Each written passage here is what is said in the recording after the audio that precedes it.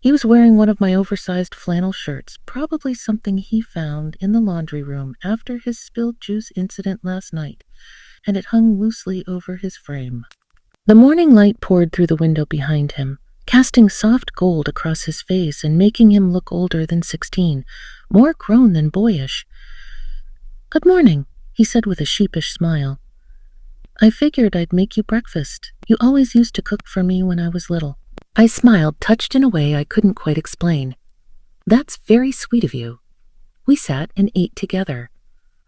The quiet between us was comfortable but charged in a strange way. He asked me about my job, about whether I ever missed having kids in the house. I told him I did more than I let on, that sometimes the silence was a little too loud.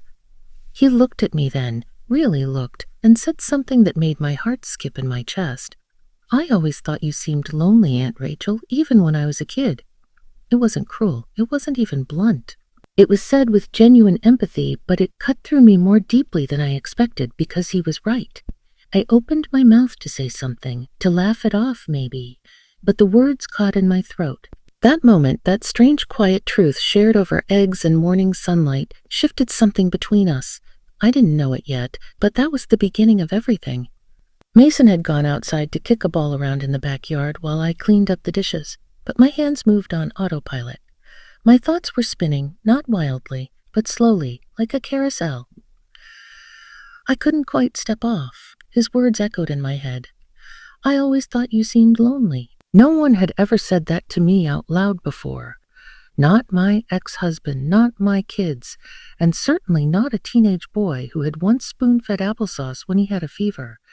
Yet somehow Mason had seen it, had always seen it, even in his younger years. That truth unsettled me, not because it was unkind, but because it was so deeply accurate. When I finally stepped outside with 2 glasses of lemonade, he was lying on the grass in the patchy shade of the maple tree.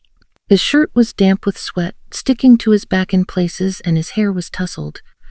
He looked peaceful, at ease. I sat next to him on a lawn chair and handed him his glass. He sat up and took it, smiling. "Oh, thanks." We didn't talk for a while. Just listened to the wind, the occasional chirp of birds. My backyard isn't much, just some flower beds, an old wooden fence, and the maple tree that's been there since I bought the house. But that morning, it felt like the safest place in the world. He turned toward me, suddenly serious. "Oh, can I ask you something?" I glanced at him. "Of course." "Were you ever in love? Like really in love?" The question came out of nowhere, and I wasn't prepared for it. I paused, searching for an honest answer. I thought I was once, but now I'm not so sure. I think I confused safety with love, comfort with connection. He nodded like he understood more than he should have for someone his age. That makes sense. My mom and dad, they fight all the time, but they act like everything's fine around me. I guess people just pretend even when they're miserable. I looked at him then, this young man on the cusp of adulthood, full of insight and quiet hurt. It struck me how mature he was. Not in a showy, arrogant way, just thoughtful, observant. "You're a good kid, Mason," I said gently. He smiled, but it didn't reach his eyes. I tried to be. Later that afternoon, we baked cookies together, a silly tradition I started years ago when he was still small enough to sit on my counter and sneak spoonfuls of dough. Now he was nearly my height, standing beside me at the kitchen island, his elbows dusted in flour, laughing as he accidentally dropped an egg on the floor. "We're lucky I like you," I teased as I handed him a paper towel. "You love me," he said with a grin. I laughed. Maybe a little. That night, we ate dinner on the back porch. The sun dipped low in the sky, painting everything in soft peach and gold. Mason talked more than usual about his dreams, how he wanted to study architecture someday, how he felt like most people didn't really know him. I listened deeply and fully, and for the first time in years I felt seen, not as a caretaker or the reliable older cousin, but as a woman, a person with thoughts and dreams of her own. When it grew late and the bugs started coming out, we went inside. He went upstairs to shower, and I stayed downstairs in the den, flipping through a photo album I hadn't touched in years. Old birthdays, family reunions, pictures of Mason as a toddler with cake on his face. One photo, him sitting in my lap, both of us smiling, made my chest ache. Time had passed so quickly. I hadn't even noticed how lonely I'd become until someone held a mirror up to it. He came down a while later, damp-haired and barefoot, wearing pajama pants and that same flannel shirt from the night before. He hesitated at the door. "Hey, is it okay if I stay down here for a bit? I don't really feel like sleeping yet." "Of course," I said. He sat at the far end of the couch, curled up with a throw pillow. We watched some quiet documentary on hummingbirds, not really watching, just letting the soft narration fill the silence. At one point, I felt him glance at me. I didn't look back. A strange, unspoken energy hung between us. Not dangerous, not inappropriate, but undeniably different. Eventually, he murmured, "Do you ever wish things had turned out differently?" I turned my head. "You mean in life?" He nodded. "Yeah, all the time," I said quietly. He didn't speak after that. We sat there for a long time, not talking, just being. And in that silence, I felt something shift. Not a sudden spark or overwhelming revelation, but a slow unfolding, something emotional, intimate, unexpected, and I had no idea what it meant. The next morning came quietly. I woke up early, just after 6, the kind of early that comes naturally with age, before the alarm, before the birds even start singing.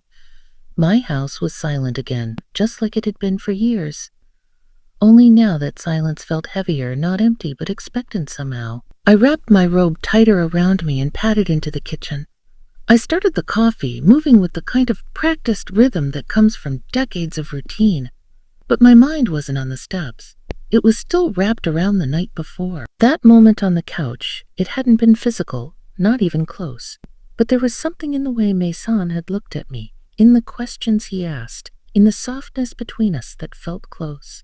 Too close, maybe, yet not in a way that made me feel unsafe. It was confusing, stirring, and I wasn't sure what to do with any of it. When Mason came downstairs around 8, his hair still tousled from sleep, he looked at me with a quiet smile. "A morning," he said, his voice low and gravelly with sleep. "A morning," I replied, handing him a mug of cocoa. "I thought you might like this." He took it with both hands. Thanks, you always remember." We sat at the table without saying much. The sun spilled across the hardwood floor, and a breeze drifted in through the cracked window, bringing the smell of lilacs from the backyard. It was peaceful, and yet my chest felt tight. "I was thinking," Mason said after a long pause, "maybe we could go for a walk later. There's that trail by the river. I remember you used to take me there." I blinked, surprised by the memory. "You remember that?" "Yeah. You always packed snacks in that little blue cooler, and you'd tell me stories about the trees like they were people you knew." I smiled. "You always listened so closely." He shrugged. "I liked the way you talked back then. You made the world feel less scary." The way he said it with that gentle sincerity nearly undid me. I cleared my throat and nodded. "All right, let's go after breakfast." The trail was quiet when we arrived. Summer had just begun, and the trees were thick with green. The river beside the path whispered steadily, and sunlight streamed down in soft patches between the leaves. We walked side by side, not touching, not rushing. At one point, Mason picked a small white flower and handed it to me. "Eat? I don't know what kind it is. Just thought it looked like you." I took it, heart skipping. That's a strange thing to say." He smiled. Maybe, but I meant it." I didn't know how to respond, so I tucked the flower behind my ear and kept walking. About halfway through the trail, we found a bench overlooking the water. We sat down, and the silence between us stretched, not uncomfortable, but thick with things unsaid. Mason leaned forward, resting his elbows on his knees. Can I tell you something?" "Of course." "I think I'm a little messed up. I don't know how to talk to people my age. I always feel like I'm pretending. But when I talk to you, you don't feel that way. Really?" His voice cracked slightly, and I turned to look at him. He wasn't crying, but his expression was vulnerable, like he peeled something back and wasn't sure how I'd react. "Mason," I said gently, "you're not messed up. You're just feeling things deeply. That's not a flaw. It's rare." He glanced at me, searching my face. "You really think so?" "I do." There was a long pause before he said so quietly I almost missed it. "You make me feel safe, Rachel, but also like I'm not invisible." That stayed with me the rest of the walk. When we got back to the house, the air between us had changed. Not awkward, not yet, but undeniably more charged. He helped me put away the picnic things, and his hand brushed mine, lingering just a moment too long, and still neither of us spoke of it. That evening, as the sun set behind the maple tree, we sat on the back steps with mugs of tea. Mason was quiet again, staring at the sky. "I don't want to leave tomorrow," he said suddenly. I looked at him. "You miss your parents?" "I know," he said quickly. "I mean, yeah, I guess. But that's not why." He turned toward me, and for the first time I felt the weight of everything he hadn't said gathering in his eyes. There was a depth there I wasn't prepared for, a longing I didn't know how to hold. They stood then, suddenly aware of how close we were. "It's getting late. We should turn in. We should turn in." He nodded slowly, watching me the whole time. "Yeah, okay." As I walked inside, I could feel his gaze on my back. I closed my bedroom door gently behind me, heart racing. That night, I couldn't sleep. I lay in bed, staring at the ceiling, thinking of Mason's words, his expressions, the moments between us that didn't feel like coincidence anymore.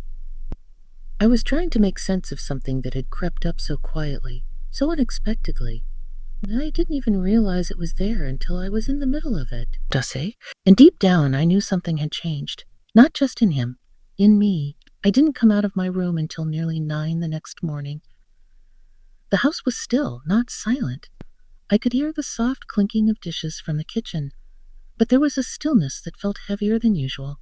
I sat on the edge of my bed for a while, staring at the floor, my hands folded in my lap, like I was waiting for something. Maybe permission, maybe a sign. When I finally stepped out into the hallway, Mason was already downstairs. He had packed up his things neatly by the door, his overnight bag zipped shut, shoes lined up with care.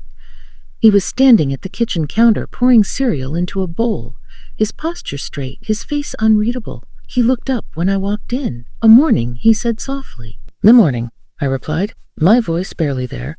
I poured myself a cup of coffee and leaned against the opposite counter. We didn't speak for a moment. Just the sound of a spoon stirring, the soft hum of the fridge. Then Mason set his spoon down and looked at me, his eyes a little brighter than they should have been. "I wanted to say thank you," he said, "for this weekend, for everything." "You don't have to thank me," I replied. "You've always been welcome here." He hesitated. "I know, but it felt different this time." I nodded slowly. It was that silence again. It stretched out long and thin like a piece of thread about to snap. And then he spoke, barely above a whisper. Did I do something wrong? The question hit me straight in the chest. I shook my head quickly, stepping closer.